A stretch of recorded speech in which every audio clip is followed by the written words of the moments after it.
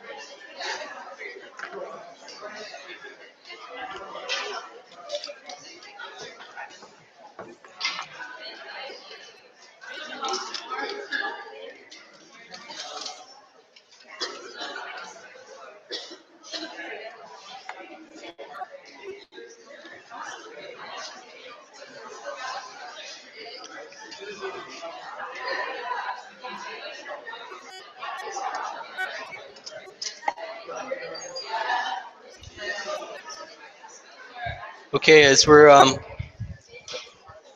kind of waiting for some of your colleagues to finish up front, just a couple of housekeeping notes. For those of you who missed the midterm and submitted a medical document, you should have received an email today. So make sure that you're checking to make sure you understand the whole process about how your exam is going to be reweighted and everything else.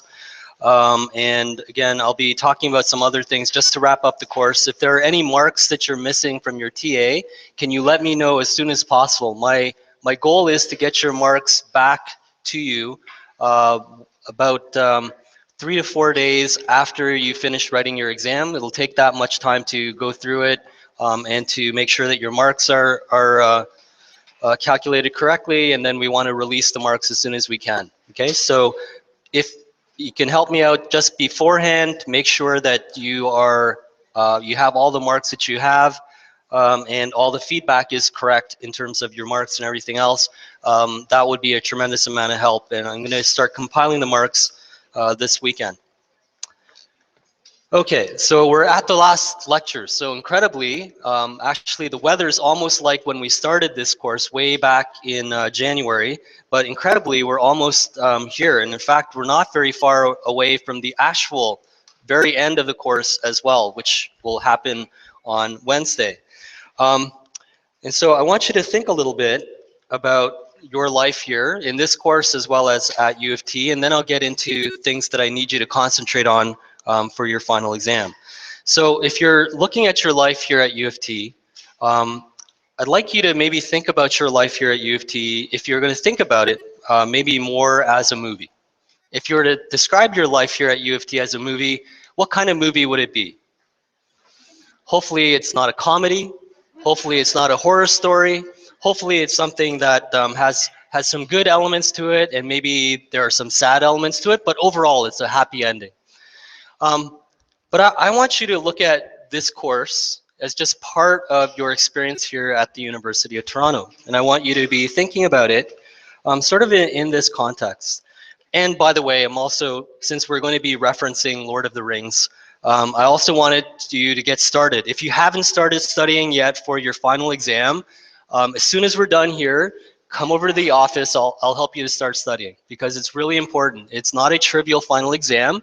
There are lots of details on it, and I'll go through some of that a little bit later on. But I'd like to think of your journey, and as part of that journey in this course, sort of as a movie related to Lord of the Rings. I don't know if you've seen this movie. Have most of you seen this movie or at least heard of this movie? Probably yes, I'm hoping. You're not that young, right? Okay. So if you're thinking of your journey here at U of T, sort of like the Lord of the Rings, and you're now into your final exams, if you're thinking about it, your life actually here at U of T really revolves around all sorts of golden rings. You're always chasing after one ring or another. You're kind of always hoping that you're going to get, that magic sort of 4.0. That's one of those magic rings that you're always hoping for. And then you're going to see very shortly on Wednesday, you're going to be making some other rings. Hopefully they're all golden rings as well. But when we're talking about the Lord of the Rings, there are some actual lessons that I want you to take away from that movie if you've happened to have seen it.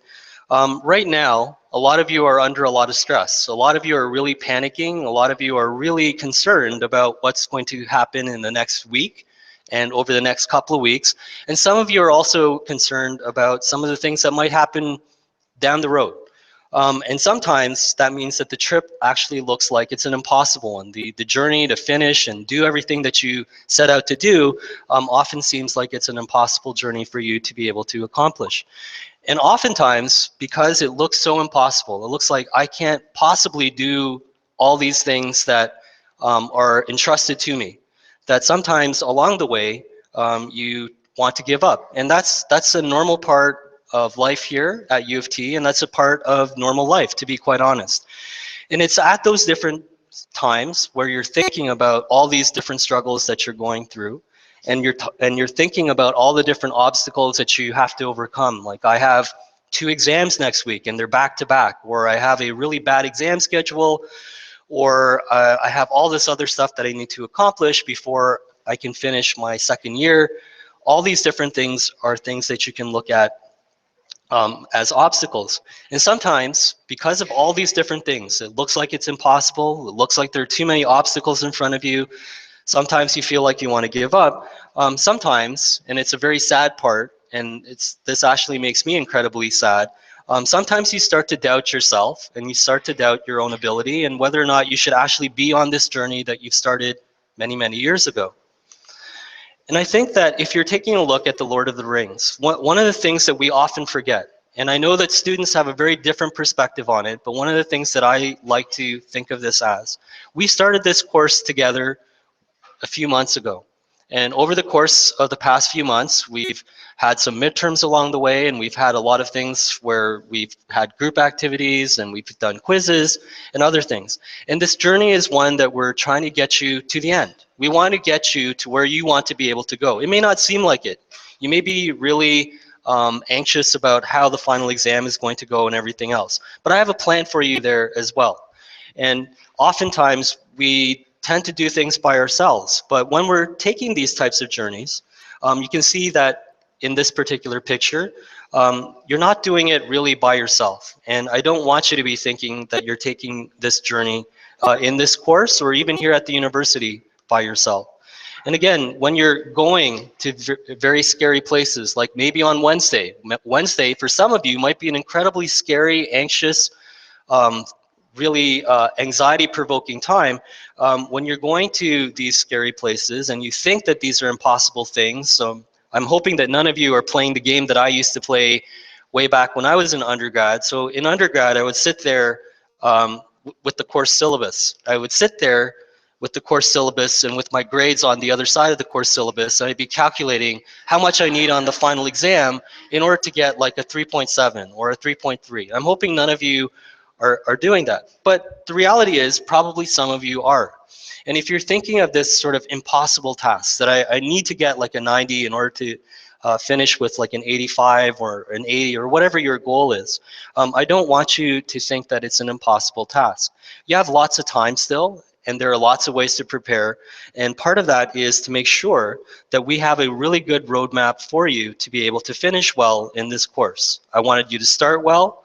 I wanted you to continue to do well in this journey in this course. And at the very end, I have a little roadmap for you on how to finish well in this course as well. And again, the journey isn't an easy one. The final exam isn't trivial, but it's something that you can do and you can do well on as long as you've mapped this out. And again, do this with your friends. I really like, one of the things that I like the most about this class, the thing that I like the most is really the fact that all of you sort of work together in groups. And when I see you in tutorial, oftentimes when you're out of tutorial, you're hanging out with the same individuals. And I really like that. The people that you didn't know before this class started are the groups that now are helping you study and are your support system. I'm also your support system. I'm not as cool as Gandalf. I'd like to think I'm as cool as Gandalf, but I'm not.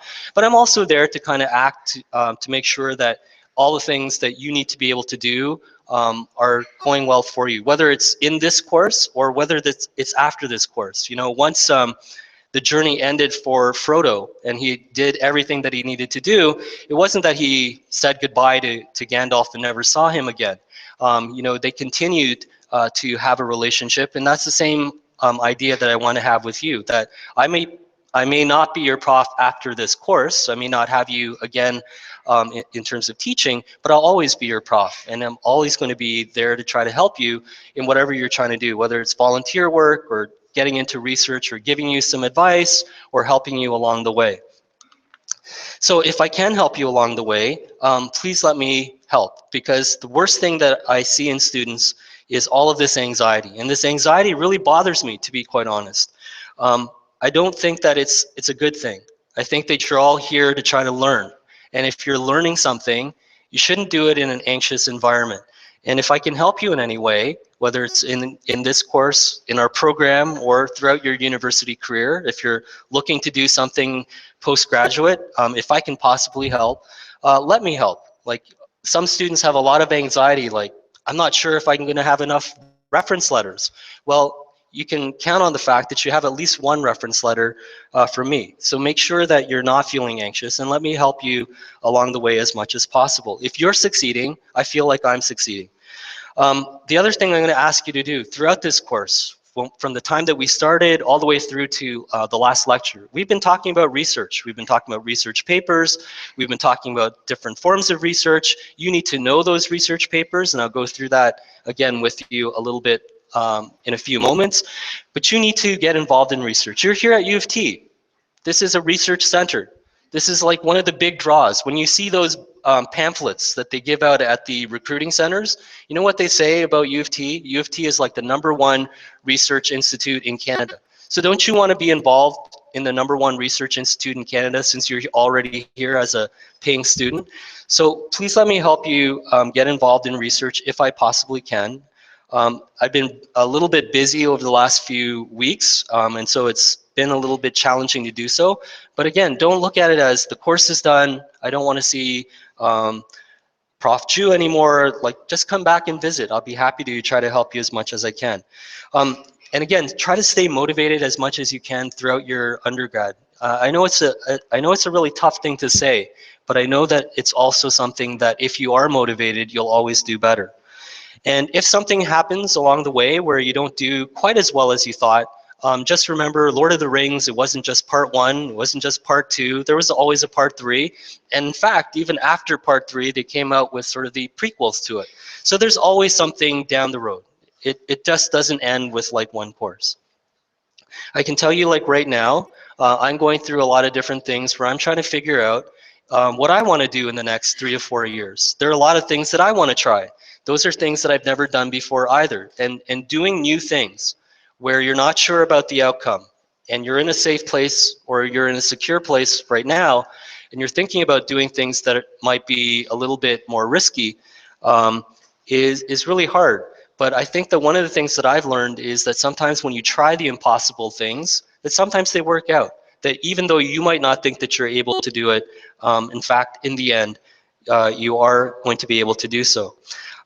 Again, the one thing that I really want to help you with is to find your way here at U of T. It's really important. And I think I want you to succeed here at U of T. I want you to do whatever you're hoping to do. And again, I need to have you try to do whatever you want to do down the road, whatever dreams you sort of have. And along that way, you know, let me help, if I can, steer you in the right directions. Make sure that you're doing the right things, getting the right help that you possibly can. In some ways, this very first course, which was designed to hold 400 students, and having fewer students is actually a blessing in disguise. That I feel like even though it's a large class, that I know a lot of the students in this class. And so this map is also there for one other thing. I need to prepare you now also for your final exam. Again, trying to take a little bit of the different worries and concerns that you might have and try to allay them just a little bit. So remember, your final exam is on the 13th. If you start studying today, I can guarantee you, and I'll go through how you should start studying in a few moments, but if you start studying today, you can still get an A really easily. Don't give up and say that, you know, I can't do it. It's like only a few days away. I don't have enough time. I have to get ready for another test. Make sure that you are helping yourself out. Don't go to the wrong room. Don't be late. It's a 2 o'clock exam, so you have lots of time to get down to campus. Make sure that you're being prepared. I'm going to be in the office from the morning all the way through to the final exam. There are 4 different locations, which means that you may not see me there because I'm going to be moving between 4 different locations, which are in different parts of the campus. But I will be in my office beforehand if you need to come and chat. I'm going to take up more questions. I'm going to be asking you some more questions on April the 11th, which is on the Monday. So you have this weekend to prepare, to study as much as you possibly can. It's going to be from 3 to 4 p.m. If you can make it out there, great. Did we figure out if there are going to be parts of the CMT that can help stream this on Monday? So it's likely also going to be streamed, and you can ask questions through the YouTube stream as well. And depending on how your doing and how you're interacting. I'm hoping to also troll you a little bit in that class. I decided that I would leave the Google Docs to the night before the exam in case you have any last minute questions, right?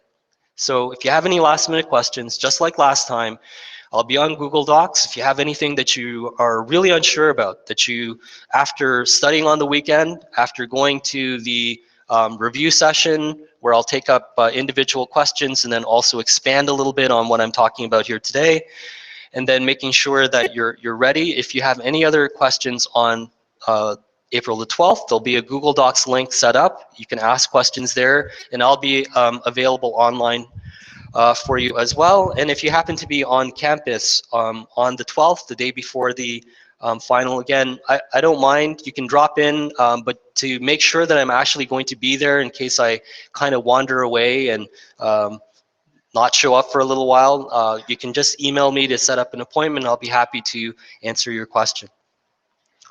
Do you have any questions or suggestions about this? Anything else I can help you with that I haven't thought about that maybe I need to put into that map that I showed you earlier? Yes, no, no? Okay, so just a couple of things. I still get these questions. The final exam is not cumulative. There is nothing related to the tutorial material on your final exam. It is only from lecture material. It's only from the lectures since the last midterm. So you only have to study from, I think, March the 5th or 8th or something like that. Is it March the 8th? It's one of those lectures from early March.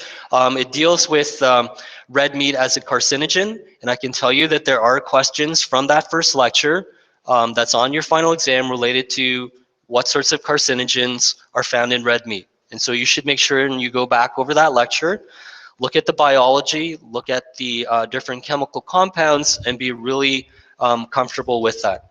And then it goes all the way through to Monday's lecture as well. And yes, there are questions from Monday's lecture on your final exam. Again, 30 multiple choice test questions. They're fairly detail oriented. I picked those questions based on the bullet points that we set out for you on your lecture notes. Okay, I don't try to take anything from a little figure that's on your slide unless it's something that's in your bullet point that's been covered. Again, 4 short answers, 2 of those short answers with parts. There are no figures that you need to draw out or anything else. So it's very similar to your midterm format. Again, overall, when I take a look at it, there's pretty even coverage. I tried to balance it. If I had a lot of multiple choice test questions from one section, I tried not to have too many from the short answer. And again, make sure that you've gone over the slides that deal with different pathways, different signaling pathways. Do you have any questions about the overall format of your final exam? No? I always have to ask, and I'm hoping that the answer is good, but how many of you, if you had to write it today, would be able to write your final exam? Okay, that's okay. As I said, you have a lot of time and you have the whole weekend to either study more or to fine-tune your studying. Again, this is sort of your final exam, just to make you aware of it. So it's going to be out of 70 marks. I'm sure you'll do well on the midterm in terms of, sorry, your final exam, just like the midterm with the multiple choice. And then with your short answers, please make sure that you're writing. Oh, one other thing. A few of you in the midterm didn't fill in your Scantron. Like you didn't fill in your name, you didn't fill in your test version. All you did was you filled in your answers. On the final exam, please try not to do that. Make sure that you fill in all that information, including your name and everything else. It helps us to get the marks put together really quickly, and that's one of our goals. We want to finish marking, finish compiling all the marks within about 3 to 4 business days. So we're hoping that by early the following week, like Monday or Tuesday, that your marks will actually be up for you. Okay. So it is a fairly long exam. The way that we've looked at it, and when the TAs and I have discussed it, it looks like most of you will be writing for about an hour and a half to an hour and 40 minutes, which gives you about 20 minutes. For example, the last midterm, we calculated it that on average, most students would be taking about 30 minutes to about 35 minutes to finish the the multiple choice and short answers, and I think we were pretty close to it. So if we're accurate about that, I think we're going to be accurate about your final exam as well. There's a lot of writing that you need to do. The multiple choice, you'll know it and be able to go through it. Again, overall it's an even balance, but some lectures have more on the multiple choice and less on the short answer questions. Please make sure that you check your work on your short answers. So when you're studying for the multiple choice in particular, in terms of the overall weighting, it goes from top to bottom. You're going to get more questions, surprisingly. So think about this a little bit. If you've gone through your notes at all, you might be thinking, wow, did we actually talk about all that much in terms of pancreatic cancer? Yeah, you did. And so make sure that for pancreatic cancer, you go back and you do all the bullet points related to it. Then the next one, in terms of the number of multiple choice test questions that are associated with it, are things related to exercise and the effects on immunity. So make sure that you go through those slides that deal with all the different cell types, all the different chemicals that get released, and that's sort of the next on the list. You have more than one question, multiple questions on multiple sclerosis and things related to multiple sclerosis. If I were to ask you, just to get you to think now, and again, this is a little bit trolling, a little bit to see how much you've studied, and a little bit to prepare you for your final exam. Because again, for me, it's more about the learning rather than trying to make it a killer exam. Because again, it's not trivial, but it's not difficult if you've studied. If you were to think of one condition that we talked about in this class over the last few weeks related to multiple sclerosis, what one condition would look a lot like it?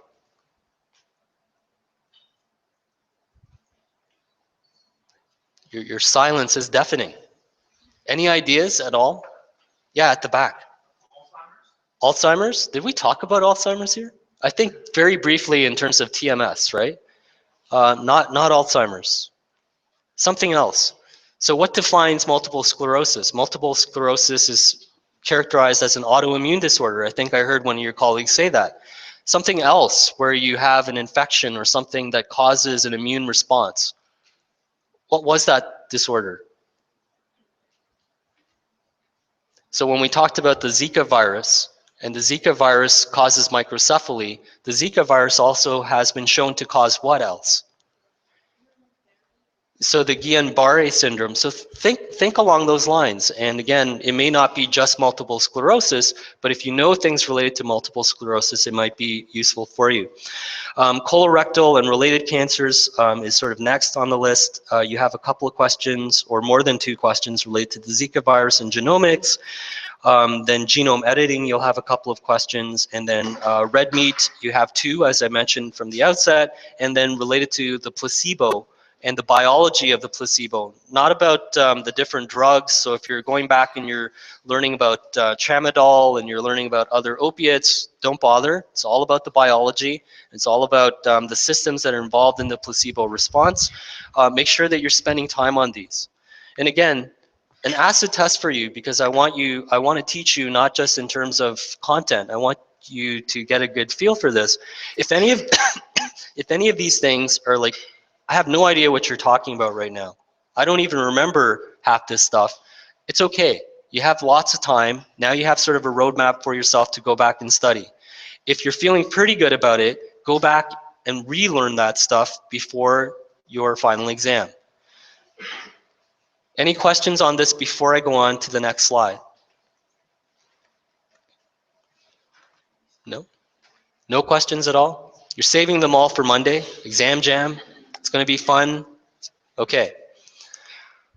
So on your short answers, I want you to make sure that you go back over a couple of things. So I already talked to you about one short answer question, and again, I don't have it up here, but it's something that you should expect. We covered a lot of it. You need to think a little bit about it, and then it's sort of related to this idea about exercise and different aspects of exercise. And you also need to study genome editing, and you need to understand genome editing, how the process works, and everything else. And you need to be able to think, how might this actually be applied in different settings, okay? And again, you have 4 of these short answer questions, and you have an idea about 2.5 of those. Any questions about this at all before we go on? And again, I'm going to be posting more things on your course website over the weekend, so stay updated, go back and revisit a couple of things. Make sure that you're staying on top of the announcements page, and make sure that you are okay with everything. So we haven't done this for a while. It's like revisiting happy times. So shall we go for a stroll? No, don't want to. Okay, we'll stop here and we'll take our pictures down, shall we? Are we good to go for pictures? So should we just stop here? No. Okay. Sorry, I'm hoping you can actually see this. So these are the types of questions, at least one, that you'll see back on your final exam. You don't know what's underneath it, but you'll have an idea of the types of things that I might be asking you about. And again, I mentioned to you that some things are a little higher on that list than other things, and these are one of those things that's a little higher on the list. Okay, so during a routine screen, Taymor has found a small hyperplastic polyp in his patient's transverse colon. Based on this finding, which other technique should he use to follow up on this result? Okay, and this is an example of a fairly easy, straightforward one, because I don't want to just have nothing but challenging questions. Have you ever heard of a reverse troll? No? Trying to figure out what the heck is a reverse troll. Shall we try a reverse troll? Why not, right? I've never seen a reverse troll. Here's what a reverse troll would look like.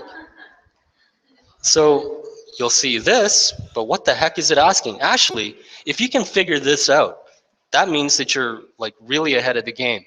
If you can figure out what's going on here, the types of questions that might be asked in this particular question, you're actually going to do really well. And again, I'm putting this up here for two different things. To get you to think a little bit about it, to think about the types of questions, the level of detail of the questions, and also for those of you who are able to answer this, you know that you're in pretty good shape. For those of you who are looking at this and you're not quite sure yet, I don't want you to get panicky because you have lots of time to be able to answer these questions.